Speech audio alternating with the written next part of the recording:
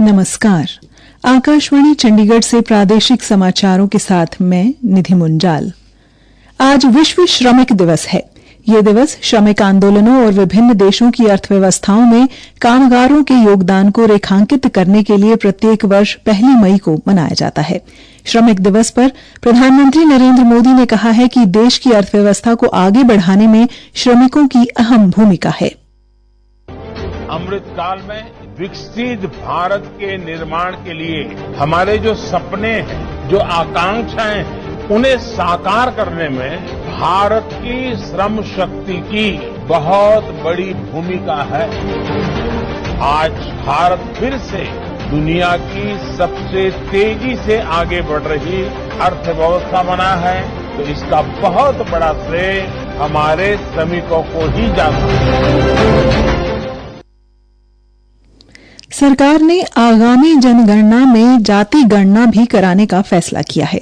कल प्रधानमंत्री नरेंद्र मोदी की अध्यक्षता में मंत्रिमंडल की राजनीतिक कार्य समिति ने यह निर्णय लिया।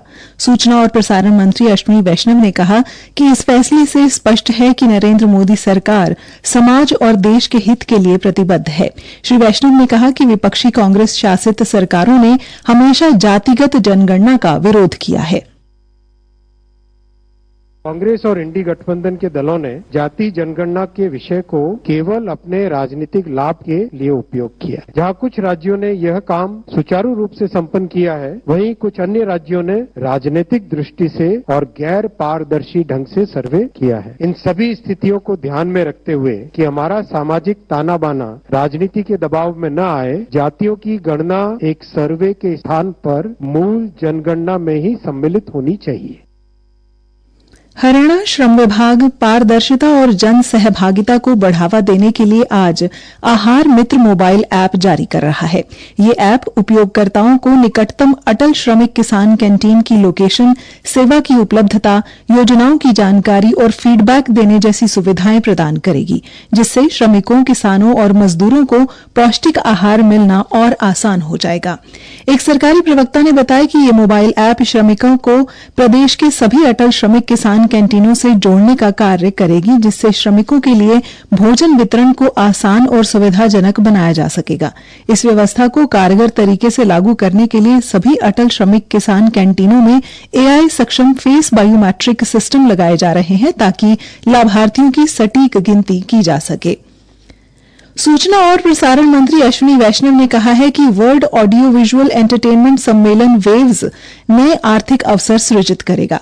मुंबई में आज जियो वर्ल्ड कन्वेंशन सेंटर में पहले वेव्स सम्मेलन के उद्घाटन सत्र को संबोधित करते हुए श्री वैष्णव ने कहा कि ये सम्मेलन रचनाकारों को वैश्विक मंच प्रदान करेगा और नई प्रौद्योगिकी के बारे में जानने का अवसर देगा। उन्होंने कहा कि ये रचनाकारों को विश्व भर के क्रेताओं और निवेशकों से जोड़ेगा। श्री वैष्णव ने कहा कि 400 करोड़ रुपए की लागत से मुंबई में भारतीय रचनात्मक प्रौद्योगिकी संस्थान स्थापित किया जाएगा। उन्होंने कहा कि वेव्स और भारतीय रचनात्मक प्रौद्योगिकी संस्थान वैश्विक रचनात्मक तंत्र में मुख्य केंद्र के रूप में मुंबई की भूमिका को और मजबूत करेगा।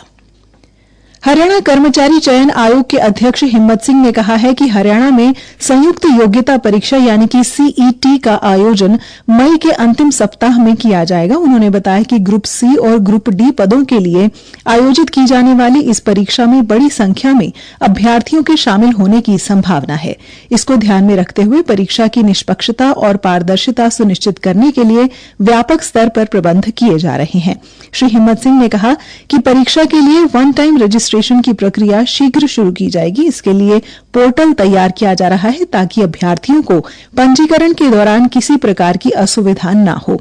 उन्होंने स्पष्ट किया कि हरियाणा कर्मचारी चयन आयोग पूरी गंभीरता और सक्रियता से कार्य कर रहा है, ताकि परीक्षा को निष्पक्ष, पारदर्शी और व्यवस्थित तरीके से संपन्न कराया जा सके। फरीदाबाद जिला बाल कल्याण परिषद द्वारा कल बाल विवाह निषेध अधिनियम पर आधारित एक विशेष जागरूकता कार्यक्रम का आयोजन किया गया। इस कार्यक्रम की अगुवाई जिला बाल कल्याण अधिकारी पिंकी मोर और उनकी टीम ने की।